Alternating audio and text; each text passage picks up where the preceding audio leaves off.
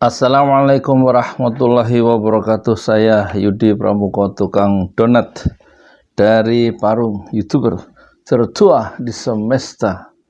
Kita harus betul-betul mencermati ya, belajar dari kerusuhan sosial yang menjalar di 30 kota di Amerika.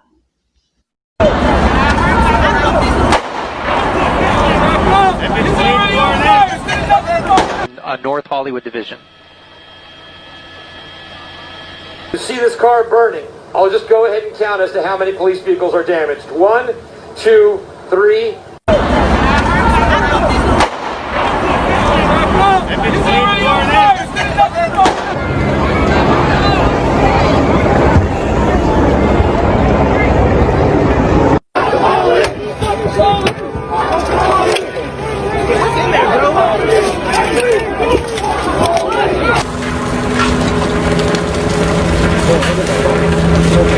This is the Union Bank on Spring Street, and next door is the Chase Bank. Both look like they're going to burn to the ground.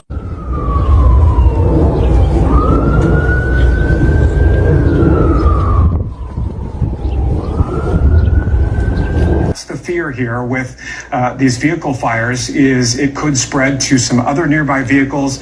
Also a concern about that building that is nearby, and it appears as if there's some folks that are trying.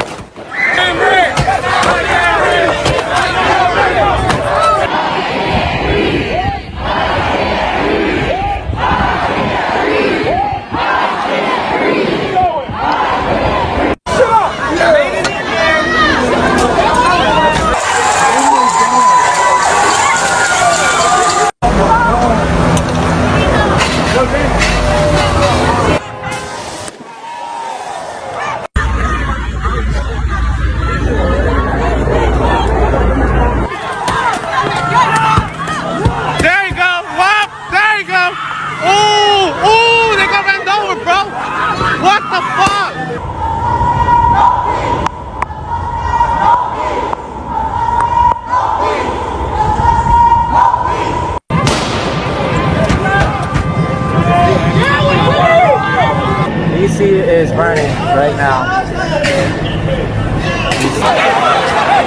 Fuck that shit!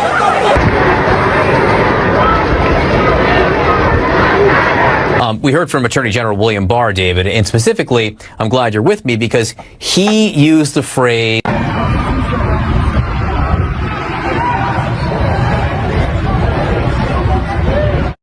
memprotes pemerintah mulai beberapa hari yang lalu, asal muasalnya karena ada seorang pemuda ditangkap polisi dan kemudian ditangkap dan ditindih oleh kaki dengkul dari polisi menindih lehernya dan dia mati di dalam himpitan itu. Dan kemudian masyarakat Amerika marah karena polisi berbuat tidak adil dan semena-mena terhadap warganya sendiri, meskipun warganya itu salah, tetapi melakukan kontak fisik dan membunuh sampai wafat itu perbuatan yang tidak bisa diterima.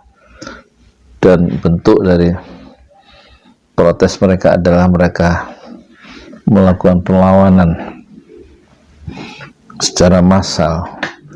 Dan kita harus memperhatikan ayat-ayat kauniyah itu, tanda-tanda kekuasaan Allah yang diperlihatkan di alam semesta lewat sejarah dinamika kehidupan manusia. Kita punya riwayat itu, ketidakpuasan terhadap barang-barang Jepang di awal Orde Baru tanggal 15 Januari 1900 berapa itu 74 melahirkan peristiwa Malari dan Jakarta terbakar karena protes rakyat terhadap pemerintah yang membiarkan barang-barang Jepang, model Jepang masuk semau-maunya, dan suara mengkritik pemerintah tidak didengar dengan sepatutnya.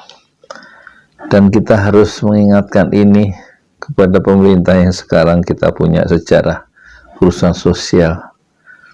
Pada 15 Januari 1974 dengan tokohnya salah satu adalah Hariman Siregar dan lain-lain, dan Mei itu kerusuhan sosial karena kesulitan di mana-mana diderita oleh rakyat dan pemerintah tidak cukup merespon kehendak rakyat, sehingga rakyat melakukan perlawanan dengan cara membakar kota dan menjarah. Kerusuhan sosial itu hampir merata di kota-kota, seperti ada yang membuat skenarionya serentak, dan itu belum terjawab misteri itu sampai sekarang. Mungkin waktu akan menjawab. Jadi kerusuhan itu dipicu oleh tewasnya beberapa orang mahasiswa Trisakti. Kombinasi kemarahan dan kesusahan yang nyata dirasakan kehidupan sehari-hari membuat masyarakat itu kehilangan kesabaran, dan mereka menumpahkan kemarahannya dengan cara yang mudah, yaitu membakar apa saja yang ada di jalan-jalan dan menjarah toko-toko. Dan aparat tidak berdaya jika rakyat sudah menumpahkan amarahnya. Satu pemerintahan bisa digulung oleh rakyatnya sendiri karena kekeliruan atau mismanagement, salah kelola pemerintah dalam mengelola kekuasaan dan tidak hati-hati di dalam mendistribusikan kebenaran dan mendistribusikan keadilan untuk seluruh rakyat yang dipimpinnya. Dan akhir-akhir ini ada ketidakadilan yang dirasakan oleh masyarakatnya dengan banjirnya TKA Cina komunis yang tidak bisa dibendung dan malah diskenariokan oleh pemerintah demi sebuah investasi.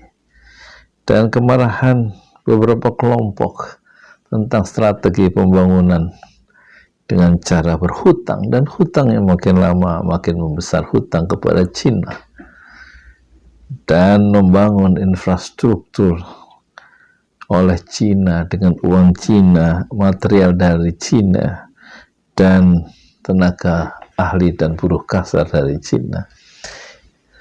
Jadi ada kecemasan yang merata di kalangan purnawirawan Angkatan Darat yang melihat keadaan kedaulatan NKRI itu seolah-olah tidak dipertahankan sungguh.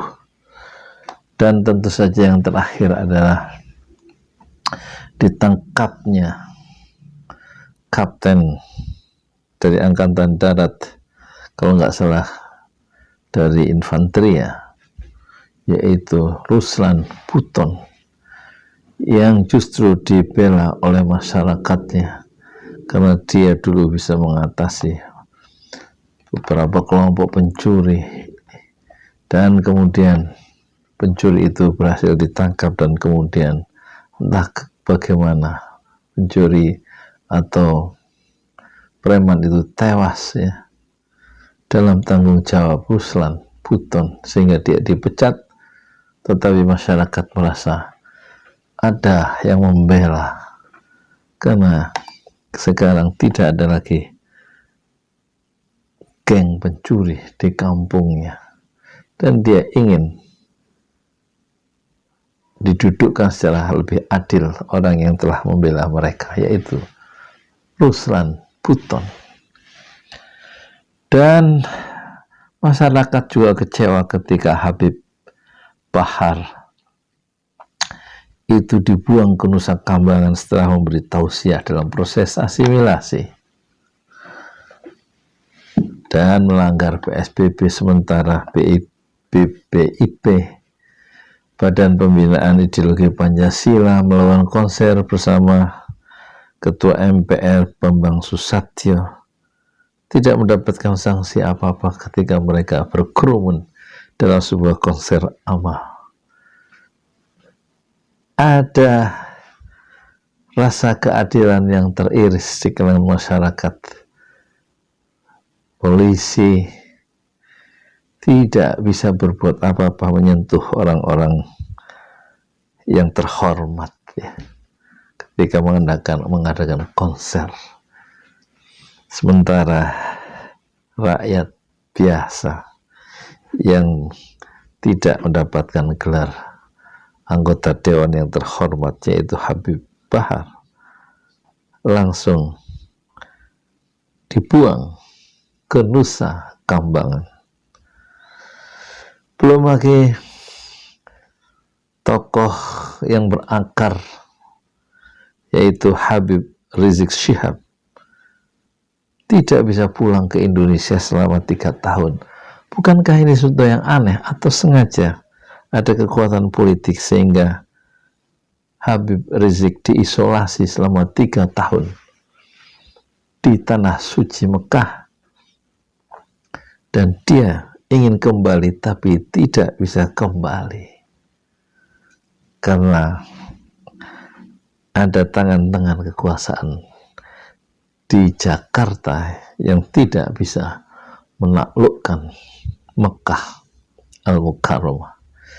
Jadi moga-moga kita harapkan penguasa yang sekarang hati-hati di dalam menangani Habib Rizik atau Ruslan Buton dan juga Habib Bahar yang radar keadilan di dalam hati masyarakat itu begitu peka, dan hati radar itu berkata ada ketidakadilan di sana. Moga-moga tidak terjadi blunder sehingga kerusuhan sosial terjadi di Indonesia. Semoga tidak, tetapi wallahu a'lam bishawab. Hanya Allah yang tahu, Maha tahu hari ini, dan hanya Allah yang Maha tahu perjalanan sebuah bangsa menuju masa depan dengan segala kemungkinannya yang masih terbuka. Saya Yudi Pramuko, tukang donat dari Padang, YouTuber tertua di semesta. Fasbir sabran jamila, bersabarlah dengan kesabaran yang indah. Assalamualaikum warahmatullahi wabarakatuh.